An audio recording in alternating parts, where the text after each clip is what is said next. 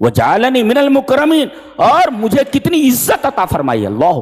تو توحید میں عزت ہے، توحید میں مغفرت ہے. اگر توحید لے کر آدمی نہیں گیا کوئی کمپرومائز نہیں. جی اب چونکہ بات آئی کہ آدمی مر گیا، جنت میں پہنچ گیا، سوال پیدا ہوا مرنے کے بعد زندگی ہے؟ جی کہا جا رہا ہے کہ ایک آدمی کو مار ڈالا گیا، جنت میں پہنچ گیا ہو، تو کیا مرنے کے بعد زندگی ہے؟ یہ سوال پیدا ہوا. تو اس کے دلائل دیے جا رہے ہیں آگے. ایک دلیل تو یہ دی گئی مشاہداتی دلیل کہ 2 درخت ہوتے ہیں. آج کل کوئی چیز جلانی ہو تو ماچس موجود ہے. پہلے یہ تو ترقی یافتہ چیزیں ہیں جلانے کی، روشن کرنے کی، اس وقت نہیں تھی. تو کئی طریقے تھے. 2 پتھروں کو آپس میں رگڑ کر کے نکالا جاتا. اور ایک طریقہ اور تھا، 2 درخت ہوتے تھے. مرخ، عرب اس کو کہتے تھے یہ مرد ہے، مرخ کو مذکر مانتے تھے. اور ایک درخت ہوتا تھا ایفار، اس کو کہتے تھے یہ مؤنث ہے. تو کیا کرتے تھے؟ مسواک کے برابر ڈالی کاٹتے تھے جی مرخ سے، جس کو مذکر مانتے تھے، اور ایفار سے بھی ایک مسواک کے برابر ٹہنی کاٹتے تھے. اور جب دونوں کو کاٹتے تھے تو کاٹتے وقت وہ دونوں ٹہنیاں ہری ہوتی تھی. اچھا، اور جب کاٹتے تھے تو پانی گرتا تھا دونوں سے، یعنی اس میں پانی رہتا تھا. بعض درخت ایسے ہوتے ہیں نا کہ کاٹو تو پانی گرتا ہے، تو ان کو کاٹنے کے بعد دونوں سے پانی گر رہا تھا، اور دونوں کو ایسے رگڑنے پر آگ نکلتی تھی. اللہ یہ فرما رہا ہے کہ پانی سے آگ نکلتی ہے جی. اخراج الزد من الزد، زد سے زد کو نکالنا. تو میں اگر پانی سے آگ نکال سکتا ہوں تو راکھ سے اور مٹی سے زندگی کی نمود کیوں نہیں کر سکتا؟ اس لیے کہ مٹی سے انسان کو زندہ کرنا، یہ مردے سے زندے کو نکالنا ہے. تو آگ تو زندہ ہے، اور یہ دونوں، یہ تو پانی ہے نا، یہ پانی سے آگ نہیں نکلتی. پانی اور آگ دونوں ضدین ہیں، ایک دوسرے کی ضد ہیں. اللہ فرما رہا ہے کہ میں پانی سے آگ نکال سکتا ہوں، ضد سے ضد، تو میں مٹی سے زندگی کی نمود کیوں نہیں کر سکتا؟ یہ بہت ہی ایک شاندار دلیل، اور اس کو مشاہداتی دلیل کہتے ہیں. اور دوسری ایک عقلی دلیل دی گئی کہ کائنات میں جتنی چیزیں ہیں ان کا جوڑا ہے. جی کیا کہا گیا؟ اللہ اکبر. فرمایا گیا سبحان الذی خلق الازواج کلھا. کائنات میں کوئی چیز ایسی نہیں جس کا جوڑا نہ ہو. اچھے کا جوڑا برا، چھوٹے کا جوڑا بڑا، ناٹے کا لمبا، گورے کا کالا، لڑکے کا لڑکی، مرد کا عورت. کائنات میں کوئی چیز ایسی نہیں ہے جس کا جوڑا نہ ہو. یہ قرآن حکیم نے بتایا. سائنس نے بعد میں اس بات کو تسلیم کیا ہے کہ کائنات میں کوئی ایسی چیز نہیں جس کا جوڑا نہ ہو. تو کائنات میں ہر چیز اپنا جوڑا رکھتی ہے. اللہ فرما رہا ہے کہ کائنات میں ہر شے اپنا جوڑا رکھتی ہے، اور چیز اپنے جوڑے سے ملنے کے بعد با مقصد ہوتی ہے. یہ جیسے مرد عورت سے ملتا ہے تب مقصد پورا ہوتا ہے بچے کا. جی دیکھ، مقصد پورا ہوا اس کا. جی تو گویا چیز اپنے جوڑے سے نہ ملے تو بے مقصد ہے. جی اس لیے کہ مرد عورت سے نہ ملے بچہ نہیں ہوتا. تو چیز اپنی ضد سے نہ ملے، اپنے اپوزٹ سے نہ ملے، اپنے جوڑے سے نہ ملے تو بے مقصد ہوتی ہے. ایسے ہی دنیا کا جوڑا آخرت ہے. اگر دنیا کے بعد آخرت نہ ہو، دنیا اپنے جوڑے آخرت سے نہ ملے تو دنیا بے مقصد ہے. اور اللہ تبارک تعالی نے دنیا کو بے مقصد نہیں بنایا، با مقصد بنایا ہے. سبحان الذی خلق الازواج کلھا. اللہ تبارک و تعالی نے کائنات کی ہر شے کو جوڑا. جو کیا استدلال، سامنے کی چیز ہے، سائنٹیفک ہے، ایک دم سائنٹیفک. یہ قرآن حکیم کتنا اندر کہاں سے بولتا ہے، کتنا لیول کتنا اونچا ہے بولنے کے. دیکھ رہے ہیں آپ.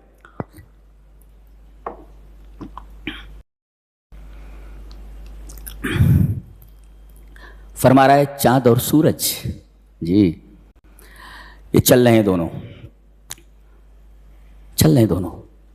للشمس ينبغي لها ان تدرك القمر ولا الليل سابق النهار. سورج اپنے آربٹ میں گھوم رہا ہے، چاند اپنے آربٹ میں. سورج کی مجال نہیں کہ وہ چاند کے آربٹ میں داخل ہو سکے، اور چاند کی یہ مجال نہیں کہ سورج کے آربٹ میں داخل ہو سکے. سب اپنے اپنے مدار میں گردش کر رہے ہیں. سب بولے تو زمین بھی، جی چاند ہماری زمین کے ارد گرد حرکت کر رہا ہے، یہ زمین ہماری سورج کے ارد گرد حرکت کر رہی ہے، سب اپنے اپنے مدار میں گھوم رہے ہیں. لا الشمس ينبغي لها ان تدرك القمر ولا الليل سابق النهار كل في فلك يسبح. اچھا، دونوں کی حرکتیں دو طریقے کی ہیں. ایک حرکت ہے مداری، مدار کے اوپر جی، اور ایک حرکت ہے اپنے ایکسس کے اوپر جی.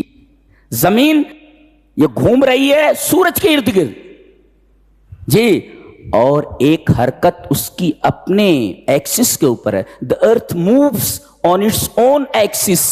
زمین اپنے محور کے اوپر گھوم رہی ہے، تو ایک گھومنا اس کا، ایک دوران اس کا اپنے ایکسس پر ہے، اور ایک گھومنا سورج کے ارد گرد ہے. دو گردشیں ہیں اس کی. اللہ نے فرمایا کلن فی فلکن، کلن فی فلکن. الٹا پڑھو کلن فی فلکن. سیدھا پڑھو تب بھی کلن فی فلکن ہے، اور الٹا پڑھو تب بھی کلن فی فلکن. ہر چیز اپنے آربٹ میں گھوم رہی ہے، اس کے لیے کیا گیا کلن فی فلکن. سیدھا پڑھو تب بھی کلن فی فلکن ہے، یہ نا دیکھیں کہاں ہے. اللہ اکبر. کلن فی فلکن، یہ دیکھیے آپ، یہ ہے کلن فی فلکن. دیکھیے اب یہ پڑھیے کلن فی فلکن. ایسا ہوا، یعنی جملہ ایسا لایا گیا، ترکیب ایسا لائی گئی جسے پتا چلتا ہے کہ ان کی سب کی دو دو گردشیں ہیں، گردش مداری اور گردش محوری. محور پر گردش کر ایکسس کے اوپر، ایکسس، اور ایک گردش مداری ہے. جی اللہ کیا بات ہے. اللہ فرما رہا ہے قیامت کے دن جب سب پیش ہوں گے تو ہاتھ بولیں گے اور پیر گواہی دیں گے. میں بہت غور کر رہا تھا کہ یہ ہاتھ بولیں گے تو کلمنا ایدیہم، زبان پر تو تالے لگا دیے جائیں گے. ہاتھ بولیں گے ٹھیک ہے، تو پیر کو بھی بولنا چاہیے، لیکن اللہ نے فرمایا کہ ہاتھ بولیں گے اور پیر گواہی دیں گے. یہ نہیں سمجھ میں آ رہا تھا میرے، ایسا کیسے کہ ہاتھ بولیں گے اور پیر گواہی دیں گے. اس کا جواب ایک مفسر نے دیا بہت پیارا، کہ ہاتھ جو ہوتا ہے نا یہ فاعل ہوتا ہے، یہ کام کرتا ہے، کام کرتا ہے، اور یہ جو پیر ہوتا ہے نا یہ وہ کام کی جگہ پر لے جاتا ہے، وہاں حاضر رہتا ہے. تو پیر وہاں لے گیا ہے نا، تو شاہد اور گواہ تو یہی ہے. تو یہ نہیں گواہی دے گا تو کون دے گا؟ ہاتھ کرے گا اور یہ پیر وہاں لے جائے گا، تو جو لے جائے گا وہ حاضر ہے اور ہاتھ فاعل ہے. تو اس فاعل کے لیے جو حاضر ہے وہ گواہی دے گا. دیکھیے شاہد ہے یہ. اللہ کیا فلسفی ہے. اللہ بہت ہی پیاری کتاب ہے. سبحان اللہ و بحمدہ، سبحان اللہ، ٹوٹل سائنٹیفک ہے. اللہ گفتگو کا جو انداز ہے بالکل عجیب و غریب معیار ہے اس کا. گفتگو کا انداز بہت ہی پیارا ہے.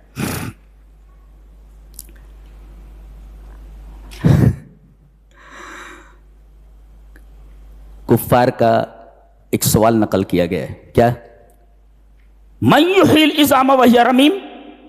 جب ہم سڑ گل کر کے مٹی ہو جائیں گے کون زندہ کرے گا ہڈیوں کو؟ من یحیی العظام وہی رمیم، بوسیدہ ہڈیوں کو زندہ کون کرے گا؟ یہ کون زندہ کر سکتا ہے؟ اور وَضَرَبَ لَنَا مَثَلًا، اور ہمارے لیے مثال بیان کی اس نے. کہا یہ قیاس مع الفارق ہے، کیونکہ اللہ کی قدرت کاملہ کو قیاس کرنا مخلوق کی قدرت کاملہ پر، یہ قیاس مع الفارق ہے. انسان زندہ نہیں کر سکتا، لیکن جس نے پیدا کیا ہے وہ تو زندہ کر سکتا ہے نا. لہذا اگر انسان زندہ نہ کر سکے، ڈاکٹر زندہ نہ کر سکے، تو یہ نہیں کہا جا سکتا کوئی زندہ نہیں کر سکتا، اس لیے کہ جس نے پیدا کیا وہ زندہ کر سکتا ہے. لہذا خالق کی قدرت کا قیاس مخلوق کی قدرت پر قیاس نہیں کیا جا سکتا. جی یہ قیاس مع الفارق ہے. اللہ پیدا کر سکتا ہے.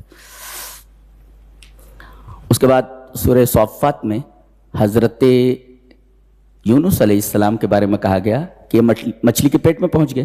اچھا، یہ خطرناک جیل میں ہے، یہ جہاں اٹھ بیٹھ نہیں سکتا آدمی. اچھا، کہا گیا فَلَوْلَا أَنَّهُ كَانَ مِنَ الْمُسَبِّحِينَ. اگر یہ تسبیح نہ بیان کرتے تو قیامت تک میں ان کو مچھلی کے پیٹ میں رکھتا. ایک اس پر ایک مفسر لکھتا ہے, کہتا ہے سبح اللہ ایھا المبتلا یاتیک الفرج وان عظم البلاء. کہتا ہے کہ اے مصیبت میں مبتلا شخص, یہ دعا پڑھ جو یونس نے پڑھی تھی, اللہ کی تسبیح والی, تو تیری مصیبت دور ہو جائے گی, کشادگی آ جائے گی, مصیبت کتنی ہی بڑی کیوں نہ ہو. یاتی الفرج وان عظم البلاء. اس سے بڑی مصیبت کیا ہو سکتی ہے؟ آدمی ایسے جیل میں پہنچ گیا جہاں اٹھ بیٹھ نہیں سکتا, جہاں سانس نہیں لے سکتا, جہاں کوئی کھڑکی نہیں ہے, اتنی خطرناک جیل میں پڑ گیا. تو اتنی بڑی مصیبت سے اگر تسبیح کے ذریعے انہیں نجات مل سکتی ہے تو سبح اللہ. تو یونس علیہ السلام کی یہ دعا پڑھ, ایھا المبتلا, اے وہ آدمی جو کسی مصیبت میں مبتلا ہے تو تسبیح کر, یونس علیہ السلام کی دعا پڑھ, مصیبت کتنی بڑی ہو. وَإِنْ عَظُمَ الْبَلَا, کتنی بھی بڑی مصیبت. اچھا آگے سورہ صاد میں, یہ بڑی عجیب و غریب سورہ ہے, یہ بھی سورہ صاد. سورہ صاد میں 3 پیغمبروں کا ذکر ہے, 3 پیغمبروں کا, داؤد, ایوب اور سلیمان, تینوں کا. اور عجیب بات ہے, تینوں کے لیے صفت اواب آئی ہے. اواب, اواب جی, اواب کا مطلب ہوتا ہے زندگی کے ہر معاملے میں یہ دیکھنا کہ اللہ کی رضا کیا ہے. تینوں کی صفت اواب آئی ہے سورہ صاد میں. اور حضرت داؤد علیہ السلام کے بارے میں کہا گیا کہ 2 فیصلہ کرنے یا فیصلہ لینے کے لیے آئے, اور ایسے وقت پر آئے جب ان کی عبادت کا وقت تھا, ڈائریکٹ دیوار کود کر آئے. یہ حضرت داؤد گھبرا گئے, یہ کون ہے؟ سامنے سے نہ آ کر کے دیوار کو, تصور المحراب, وہ جو دیوار تھی وہ کود کر اندر آ گئے. وہ ڈر گئے. قالوا لا تخف, یہ تو ڈرانے کے لیے آئے تھے, ڈرا دیا اور کہہ رہے قالوا لا تخف. بھائی لا تخف کہنے کی ضرورت کیوں پیش آئی؟ اس لیے کہ دیوار